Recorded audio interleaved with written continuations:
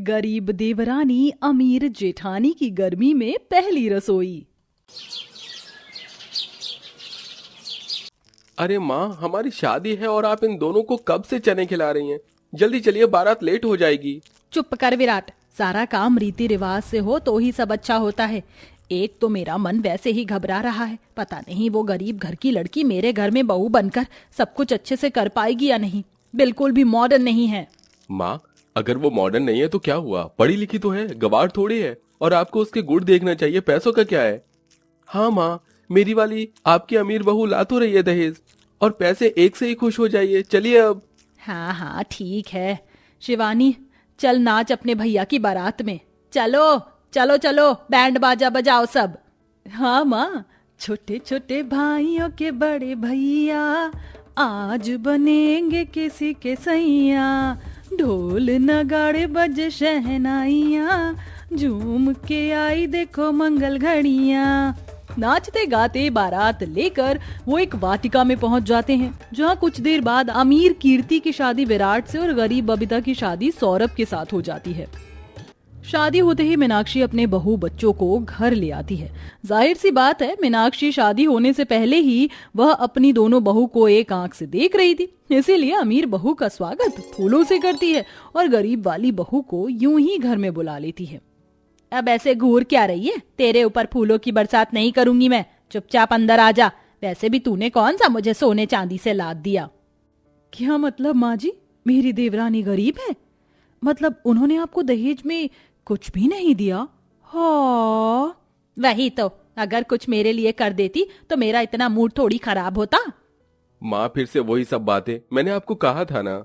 लगता है तुझे अभी से ही बहू के पल्लू में बंधने की किसी ने पट्टी पढ़ा दी है, जो हर वक्त उसकी वकालत कर रहा है। एक तो वैसे ही गर्मी की वजह से दिमाग की दही हो गई है। जाओ तुम सब आराम कर लो।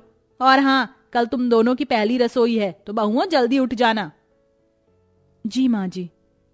अरे माँ, मुझे दोनों भैया से अपना नेक तो लेने दो। ये लो, हम दोनों की तरफ से। अब जा तू भी। विराट अपनी बहन को पैसे दे देता है। इसके बाद सब अपने अपने कमरे में चले जाते हैं। अगले दिन अमीर बहू बहुत देर से उठती है, जबकि गरीब वाली बहू जल्दी उठकर घर की हर कमरे से सफाई कर देती है और रसोई में जैसे ही खाना पकाने जाती है तो मॉडर्न किचन को देखकर घबरा जाती है। हे भगवान, यहाँ पर तो चूल्हा भी नहीं है, ना मिट्टी वाला पतीला है, ना लकड़ी है। अब मैं खाना कैसे बनाऊं और क्या बनाऊं? माँ जी ने तो कुछ बताया भी नहीं है, पूछती हूँ। इतने में मीनाक्षी कीर्ति बहू को उठाकर रसोई में ले आती है। तो बहू, अरे तू गरीब वाली यहाँ पहले ही आ गई? जब आ गई थी तो खाना बनाना शुरू क्यों नहीं किया? माँ जी वो आई थॉट माँ जी, देवरानी को मॉडर्न किचन का यूज करना आता ही नहीं है, इसीलिए बेचारी की शक्ल पर अभी तक 12 बजे हैं। क्यों, है ना गरीब देवरानी? जी जेठानी जी, माँ जी खाने में क्या बनाना है? और मैंने तो आज तक सिर्फ चूल्हे पर काम किया है, मुझे ऐसे रसोई में खाना पकाना नहीं आता। करम जली, नास पीटी, निगोड़ी कहीं की। मैं तो जानती थी तू मेरे घर में रहने लायक है ही नहीं। अब तेरे लिए क्या मैं अलग से गांव की रसोई उठाकर यहाँ लाऊं? माँ, इसे मिट्टी का चूल्हा लाकर देना पड़ेगा, और साथ वाली गरीब पड़ोसन है ना, उनसे बोल देते हैं। नहीं नहीं दीदी, उसकी कोई जरूरत नहीं है। मुझे चूल्हा बनाना आता है, बस जल्दी से सूख जाए फिर मैं खाना बना दूंगी। अब मुझे नहीं पता, ये तेरी सरदर्दी है। और सुनो, आज तुम दोनों की पहली रसोई का खाना है, तो जितना भी खाना बनाना 150 लोगों के करीब बनाना, क्योंकि ये खाना सबसे पहले 51 ब्राह्मण खाएंगे। उसके बाद आस पड़ोस के लोग और रिश्तेदार भी आए हैं, तो आधा खाना कीर्ति बहू तू बनाना, और खीर पूड़ी लड्डू रायता गरीब वाली तू बनाएगी। और हाँ, तेरा चूल्हा छत पर ही बनाना, मेरी मॉडर्न किचन की दीवार को काली करने की कोई जरूरत नहीं है। जी माँ जी। माँ जी, मेरी देवरानी को कुछ नहीं आता, पर आपकी बड़ी बहू को ये मॉडर्न किचन यूज करने बहुत अच्छे से आता है, और मैं सारा खाना बना भी लूंगी। जल्दी तो शुरू कर दे। हाँ बहू, तुम दोनों में से अगर किसी को शिवानी या मेरी मदद चाहिए तो बता देना, हम आ जाएंगे, क्योंकि खाना ज्यादा है। जी माँ जी। फिर कीर्ति पहली रसोई का खाना बनाना शुरू करती है, लेकिन बबीता छत पर जाकर पहले अपने हाथ से मिट्टी का चूल्हा तैयार करती है। वहीं दूसरी तरफ जब तक धूप में उसका चूल्हा सूखता है, इतने में वह रायता भिगोकर तैयार कर लेती है। ये तो अच्छा है कि मेरा चूल्हा तैयार हो गया और रायता भी। अब बस 3 चीज और बनानी है, लेकिन इस धूप में छत पर चूल्हे के सामने काम करना बहुत मुश्किल है। सबसे पहले लकड़ी काटकर आंच जला लेती हूँ। बबीता बड़ी लकड़ियों को छोटा कर चूल्हे में आंच डालकर पतीला चढ़ा लेती है, जिसमें वह सबसे पहले बेसन के लड्डू का मिश्रण तैयार करती है और दूसरे बर्तन में रख अब चूल्हे पर पसीने में भीगते हुए खाना बनाती है। हे भगवान, छोले चूल्हे पर बन रहे हैं, इतने में मैं गोल गोल लड्डू करके सुखा देती हूँ, लेकिन अभी मुझे खीर पूरी बनानी है। काश दीदी की मदद मिल जाती। बबीता खुद से गर्मी में परेशान होकर लड्डू बनाती है तो वहीं अमीर जेठानी के साथ सास और नंद दोनों खाना पकाने में मदद कर रहे थे और वह बीच में आराम से एसी के कमरे में बैठ गई थी। माँ देखो, ये नान बन गई ना? हाँ बेटा बन गई। वो देख माइक्रोवेव का अलार्म बज रहा है, बहू से पूछ उसने इसके अंदर जो चावल बनाए थे वो बन गए हैं या नहीं, वो आकर देख लेगी। जी माँ। शिवानी कीर्ति के पास जाती है। अरे वाह, मेरी पहली रसोई में इतना सारा खाना बनाना है और मुझे इतनी कोई टेंशन भी नहीं है। ऊपर से गर्मी में तो मैं पागल ही हो गई थी। अच्छा हुआ जो यहाँ आकर एसी वाले रूम में आ गई। भाभी एक बार पुलाव देख लीजिए माइक्रोवेव में बने या नहीं, मुझे और माँ को नहीं पता। ओके, मैं आती हूँ। कीर्ति अवन चेक करती है, वहीं शिवानी को सौरभ आकर कहता है, शिवानी तू जानती है आज तेरी दोनों भाभी की पहली रसोई है। वो अकेली चूल्हे पर खाना बना रही हैं। एक बार उसकी मदद कर दे जाकर। शिवानी की इच्छा नहीं थी, पर भाई के कहने पर वो अपनी भाभी के पास चली जाती है। ओहो, आपके हाथ पैर नहीं चल रहे क्या भाभी? एक तो इतनी धूप हो रही है, ऊपर से गर्मी में चूल्हे के सामने बैठकर खाना बना रही हो। दाद देनी पड़ेगी आपको। मेरे को हेल्प चाहिए? थोड़ी सी चाहिए, बस ये लड्डू बनवाने में मदद कर दो। ओके। शिवानी जैसे ही एक लड्डू बनाने के लिए बैठती है तो गर्मी से बौखला कर उठ जाती है।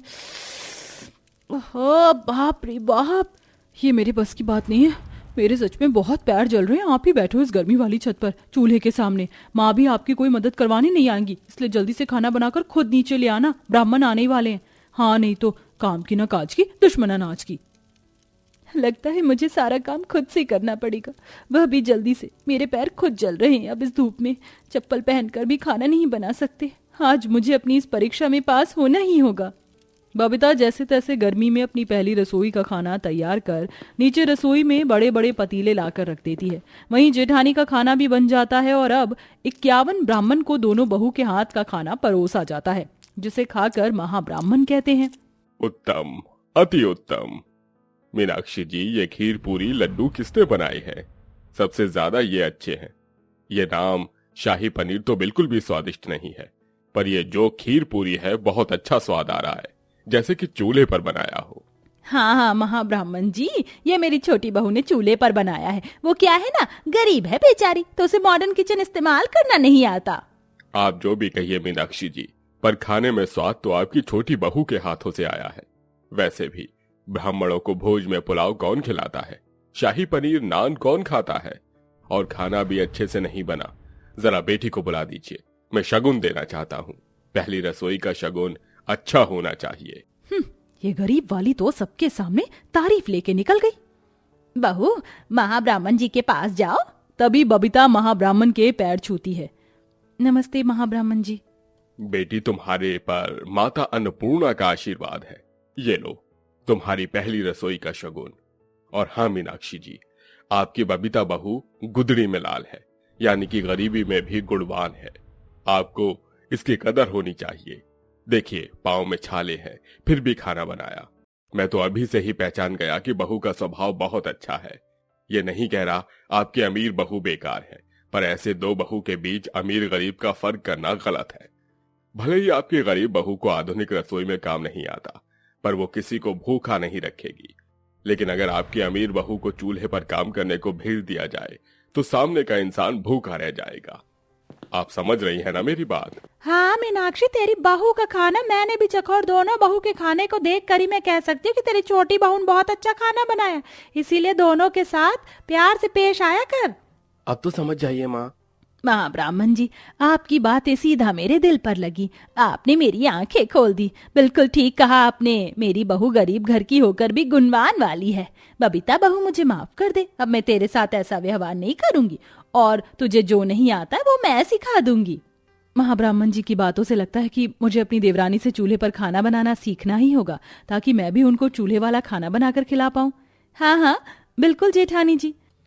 खाना खाने के बाद महाब्राह्मण दोनों बहू को सदा सुहागन का आशीर्वाद देकर चले जाते हैं। मीनाक्षी को अपनी गरीब बहू की कदर हो जाती है और अब वह दोनों बहू को एक जैसा प्यार देती है। साथ ही जेठानी भी अब देवरानी से खाना बनाना सीखती है और दोनों खुशी खुशी रहने लगते हैं।